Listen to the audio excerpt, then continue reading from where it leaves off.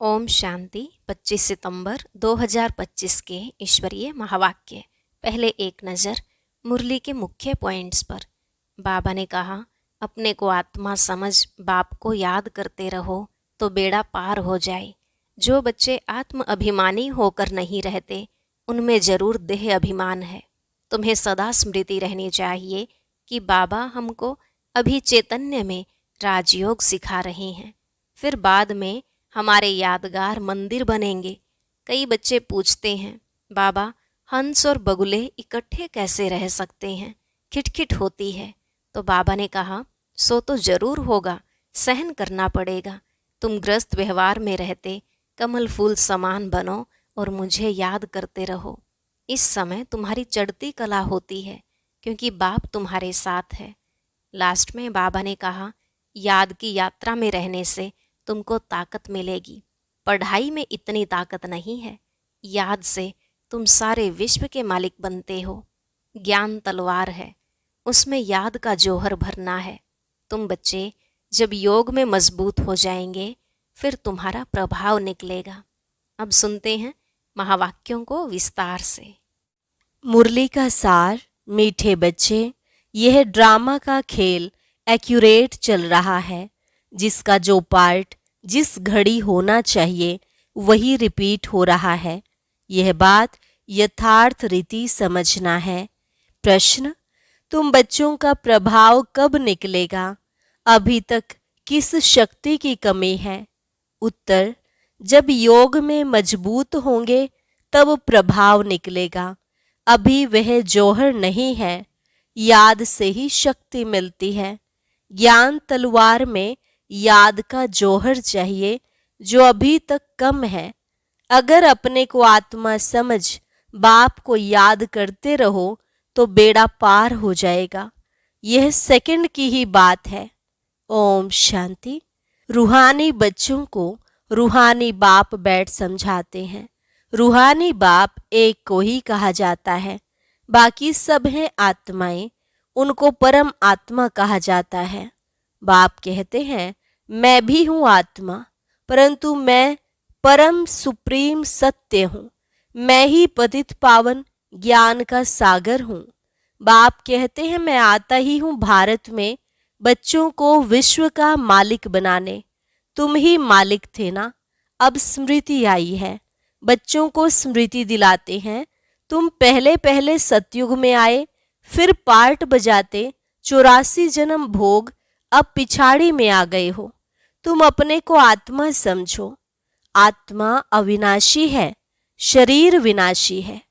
आत्मा ही देह के साथ आत्माओं से बात करती है। आत्म अभिमानी होकर के नहीं रहते हैं तो जरूर देह अभिमान है। मैं आत्मा हूँ, यह सब भूल गए हैं। कहते भी हैं पाप आत्मा, पुण्य आत्मा, महान आत्मा। वह फिर परमात्मा तो बन नहीं सकते। कोई भी अपने को शिव कह ना सके। शरीरों के शिव नाम तो बहुतों के हैं। आत्मा जब शरीर में प्रवेश करती है तो नाम पड़ता है, क्योंकि शरीर से ही पार्ट बजाना होता है। तो मनुष्य फिर शरीर के भान में आ जाते हैं, मैं फलाना हूँ। अभी समझ से, हाँ मैं आत्मा हूँ, हमने 84 जन्मों का पार्ट बजाया है। अभी हम आत्मा को जान गया हूँ। हम आत्मा सतो प्रधान थी, फिर अभी तमो प्रधान बनी हूँ। बाप आते ही तब हैं जब सब आत्माओं पर कट लगी हुई है। जैसे सोने में खाद पड़ती है ना, तुम पहले सच्चा सोना हो, फिर चांदी, तांबा, लोहा पकड़कर तुम बिल्कुल काले हो गए हो। यह बात कोई और समझा न सके। सब कह देते आत्मा निर्लेप है।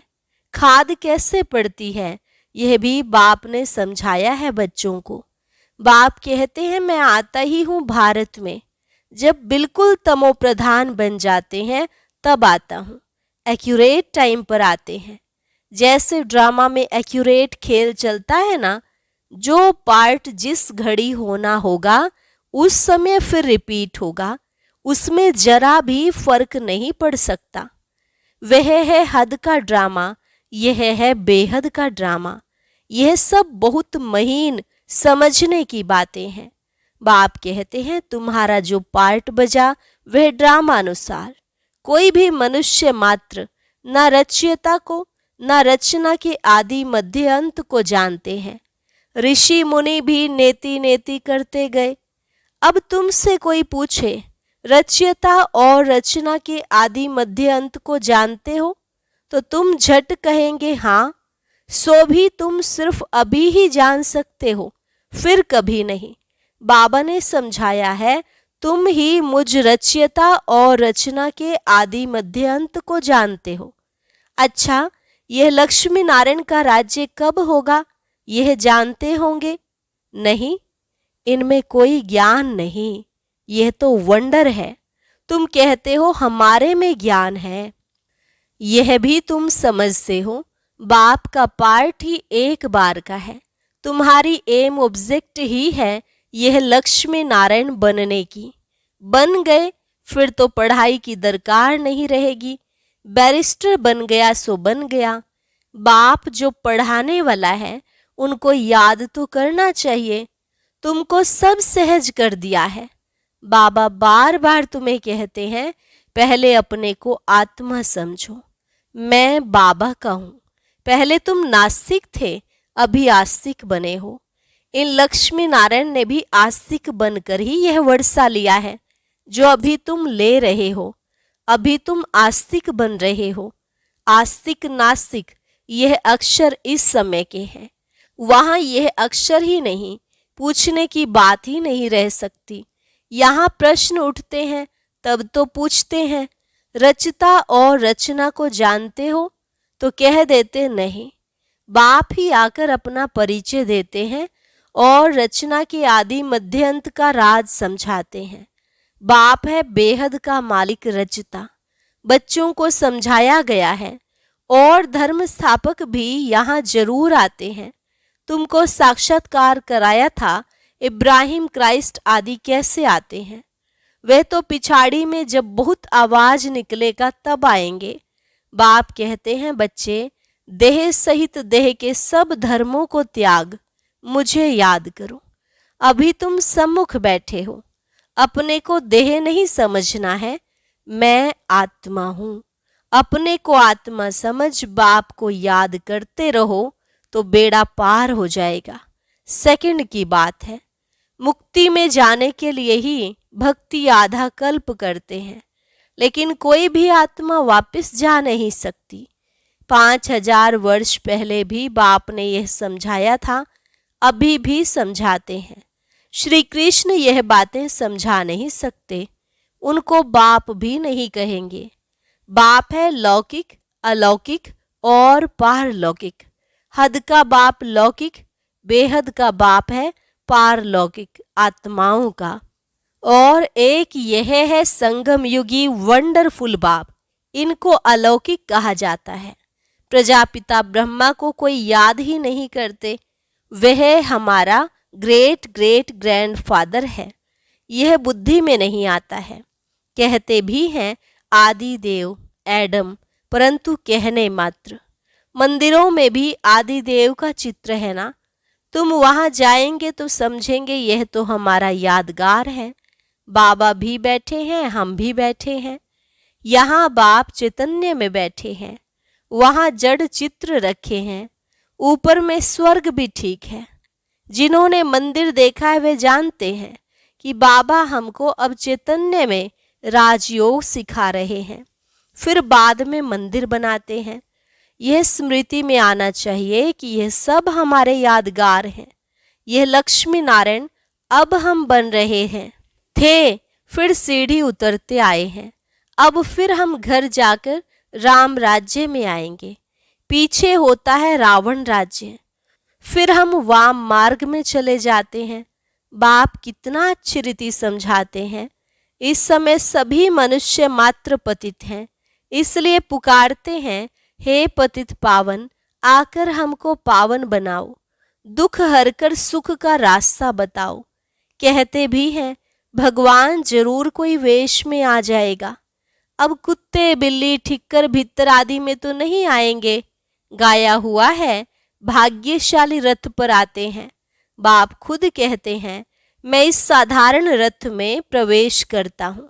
यह अपने जन्मों को नहीं जानते हैं, तुम अभी जानते हो। इनके बहुत जन्मों के अंत में जब वानप्रस्थ अवस्था होती है तब मैं प्रवेश करता हूँ। भक्ति मार्ग में पांडवों के बहुत बड़े बड़े चित्र बनाए हैं। रंगून में बुद्ध का भी बहुत बड़ा चित्र है। इतना बड़ा कोई मनुष्य होता थोड़े ही है। बच्चों को तो अब हंसी आती होगी। रावण का चित्र कैसा बनाया है, दिन प्रतिदिन बड़ा करते जाते हैं। यह क्या चीज है जो हर वर्ष जलाते हैं? ऐसा कोई दुश्मन होगा? दुश्मन का ही चित्र बनाकर जलाते हैं। अच्छा, रावण कौन है? कब दुश्मन बना है जो हर वर्ष जलाते आते हैं?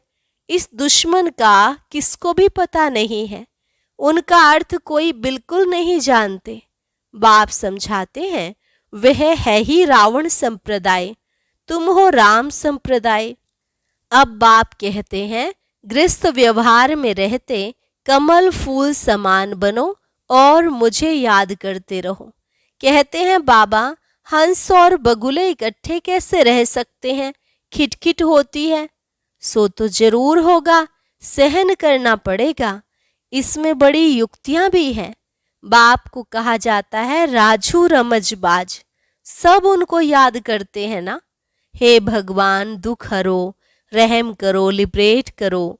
वो लिबरेटर बाप सबका एक ही है। तुम्हारे पास कोई भी आते हैं तो उनको अलग अलग समझाओ। कराची में एक एक को अलग अलग बैठ समझाते थे। तुम बच्चे जब योग में मजबूत हो जाएंगे तो फिर तुम्हारा प्रभाव निकलेगा। अभी अर्जुन वह जौहर नहीं है। याद से शक्ति मिलती है, पढ़ाई से शक्ति नहीं मिलती है। ज्ञान तलवार है, उसमें याद का जौहर भरना है, वह शक्ति कम है। बाप रोज कहते रहते हैं, बच्चे याद की यात्रा में रहने से तुमको ताकत मिलेगी। पढ़ाई में इतनी ताकत नहीं है। याद से तुम सारे विश्व के मालिक बनते हो। तुम अपने लिए ही सब कुछ करते हो। बहुत आए फिर गए, माया भी दुस्सर है, बहुत नहीं आते हैं। कहते हैं ज्ञान तो बहुत अच्छा है, खुशी भी होती है।